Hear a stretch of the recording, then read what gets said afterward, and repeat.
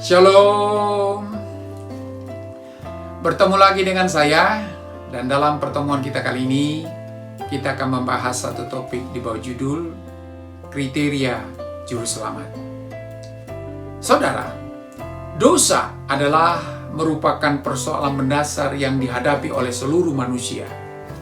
Dalam Roma pasal 3 ayat yang ke-23 berkata, "Karena semua orang telah berbuat dosa dan telah kehilangan kemuliaan Allah." Dan dalam Roma pasal 6 ayat 23 berkata, "Sebab upah dosa ialah maut." Karena itu, manusia membutuhkan keselamatan dan seorang juru selamat yang mampu membebaskannya dari hukuman dosa.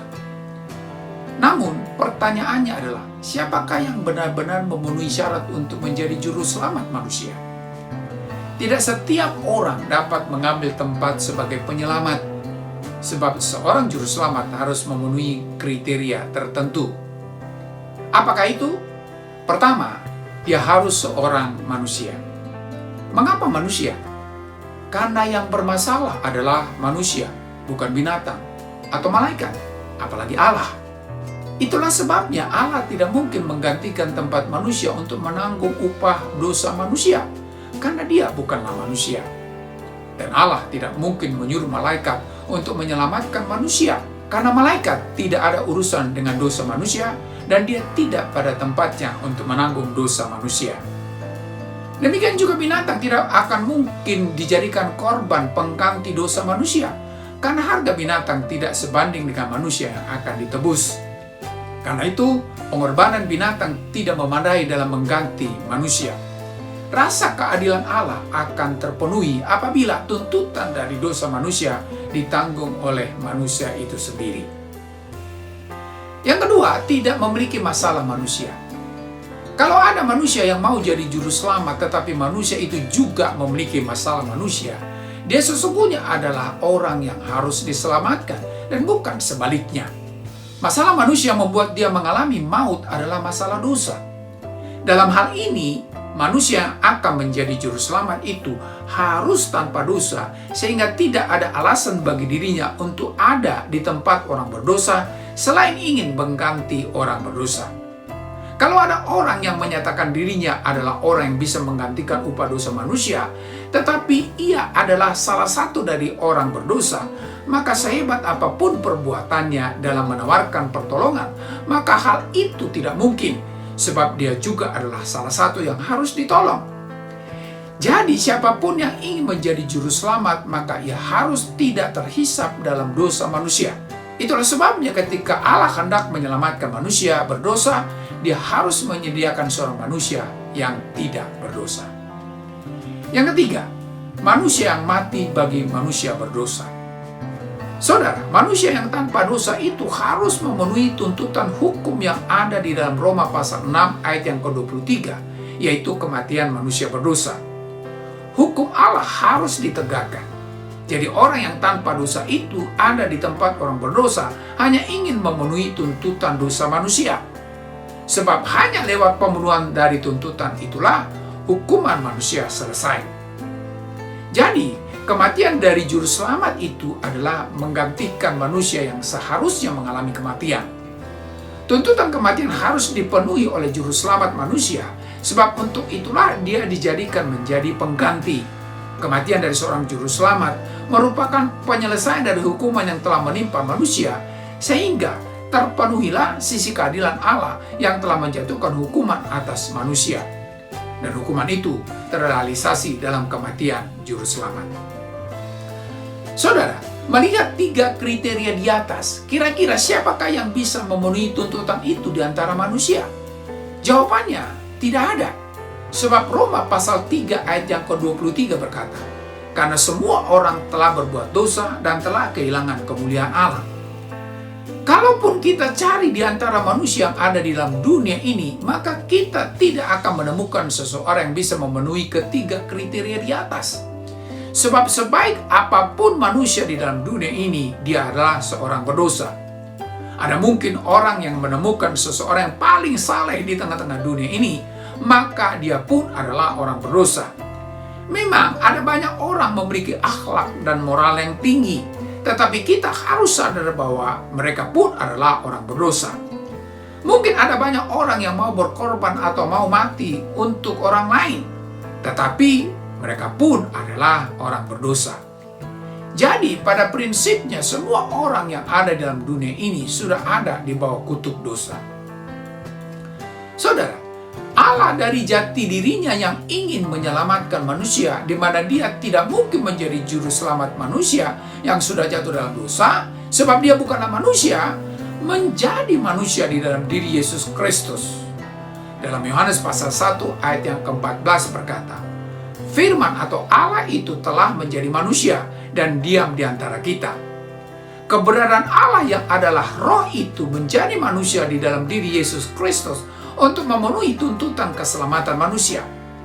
Kemanusiaan Yesus Kristus adalah seutuhnya, sebab yang akan mati itu harus manusia seutuhnya.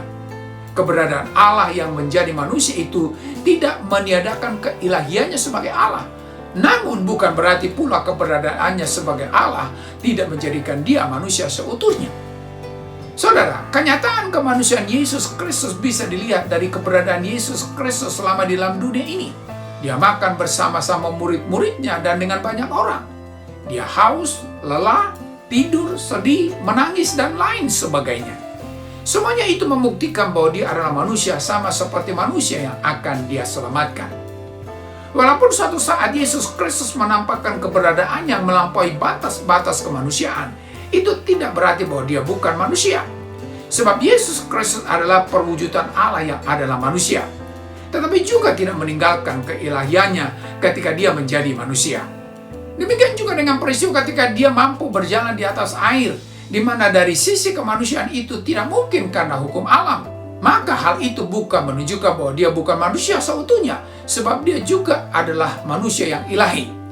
Keilahiannya menopang kemanusiaannya sehingga tidak tenggelam ketika ada di atas air.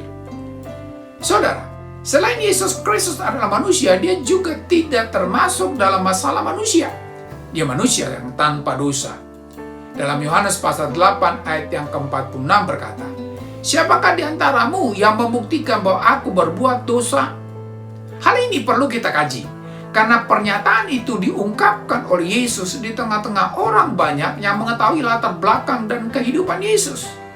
Dan ketika orang banyak itu ditantang oleh Yesus, tidak ada satupun di antara mereka yang bisa mengungkapkan satu hal pun yang membuat Yesus terjaring dalam hukum yang menyatakan dia berbuat dosa. Atau paling tidak, dari 30 tahun usianya bersama-sama dengan masyarakat di sekitarnya dengan hidup secara normal, di mana dia tidak hidup dalam pertapaan di goa, tentu melihat kehidupan keseharian Yesus.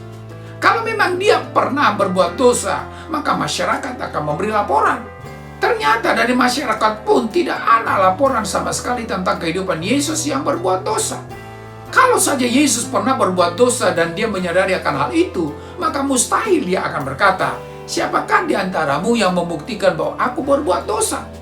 Sebab ketika dia membuat pernyataan itu bukanlah di tempat tersembunyi, tetapi di depan orang banyak yang memang tahu akan keberadaan kehidupannya sehari-hari. Jadi, kalau sampai Yesus membuat pernyataan seperti itu di depan umum, tentu hanya bisa karena memang betul bahwa dia tidak pernah berbuat dosa.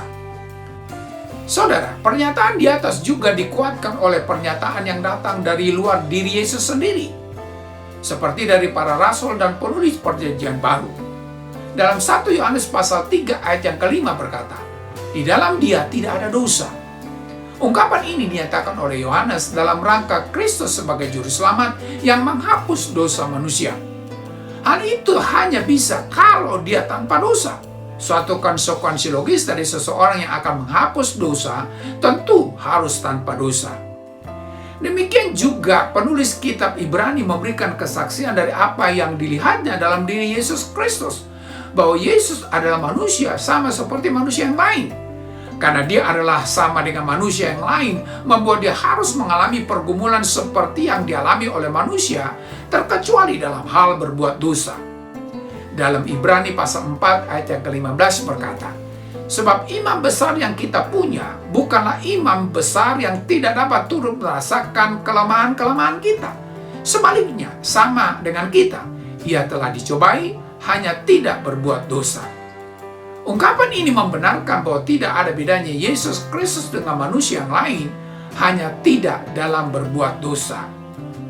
Saudara, kenyataan Yesus Kristus yang tidak berbuat dosa bisa dibuktikan dari tidak adanya satu ungkapan yang menandai bahwa dia melakukan perbuatan yang menyimpang dari norma dan hukum. Pembuktian bahwa dia pernah melakukan pelanggaran tidak pernah muncul dalam sepanjang hidupnya semasa di dunia ini. Ketika Pilatus mengadili Yesus karena tuduhan dari pemimpin agama Yahudi, ternyata dia tidak mendapati kesalahan seperti yang dituduhkan kepadanya. Dalam Lukas pasal 23 ayat yang keempat berkata, kata Pilatus kepada imam-imam kepala dan seluruh orang banyak itu, "Aku tidak mendapati kesalahan apapun pada orang ini." Hal ini membuktikan bahwa pernyataan Yesus yang tidak berdosa bukanlah suatu pernyataan sepihak, tetapi merupakan kenyataan yang dapat dibuktikan. Saudara, mungkin akan timbul pertanyaan, bagaimana mungkin Yesus Kristus tidak berbuat dosa, padahal dia adalah manusia seutuhnya? Kalau benar Yesus Kristus adalah manusia seutuhnya, tentu dia juga memiliki dosa yang diperhitungkan dari Adam. Saudara, memang Yesus Kristus adalah keturunan Adam, tetapi dia tidak mewarisi dosa Adam. Dia memang lahir secara normal, tetapi bukan karena keinginan manusia yang berakibat dosa yang diperhitungkan. Dalam Matius pasal 1 ayat yang ke-20 berkata, "Yusuf anak Daud, janganlah engkau takut mengambil Maria sebagai istrimu, sebab anak yang ada dalam kandungannya adalah dari Roh Kudus." Jadi, Yesus tidak memiliki dosa yang diperhitungkan itu, sebab kelahirannya menjadi manusia bukan hasil dari pembuahan seperti manusia pada umumnya. Pengecualian ini bukan berarti Yesus bukanlah manusia sama seperti manusia yang lain, sebab proses menjadi manusia dilalui oleh Yesus secara normal, sama seperti manusia yang lain. Jadi, kenyataan kemanusiaan Yesus tidaklah menjadi berkurang karena tidak melewati hubungan antara suami dan istri. Sebab yang menentukan kelahiran itu adalah prosesnya, bukan karena siapa yang menyebabkannya. Dengan demikian, kenyataan kemanusiaan Yesus yang tanpa dosa itu akan memenuhi kriteria yang kedua sebagai seorang juru selamat. Saudara, Yesus Kristus yang adalah manusia yang tanpa dosa itu juga harus menjalani hukuman manusia. Dalam Roma pasal 5 ayat yang ke-8 berkata, "Akan tetapi Allah menunjukkan kasih-Nya kepada kita oleh karena Kristus telah mati untuk kita ketika kita masih berdosa." Kedatangan Kristus ke dalam dunia ini adalah untuk mati bagi manusia berdosa. Memang dia banyak melakukan mujizat dan keajaiban, tetapi bukan untuk itu dia datang. Misi kedatangannya ke dalam dunia ini adalah untuk mati di atas kayu salib, untuk menebus dosa manusia. Dia menyerahkan nyawanya ganti manusia berdosa, karena hukuman itu harus dipenuhi kalau ingin menyelamatkan manusia. Sebab kasih Allah yang besar kepada dunia ini tidak akan cukup untuk menyelamatkan manusia berdosa, karena keadilan Allah menuntut pelaksanaan hukuman atas dosa. Itulah sebabnya, didorong oleh karena kasih-Nya yang besar itu, Yesus Kristus diberikan untuk mati bagi manusia, sehingga kasih Allah itu menjadi kasih yang menyelamatkan manusia.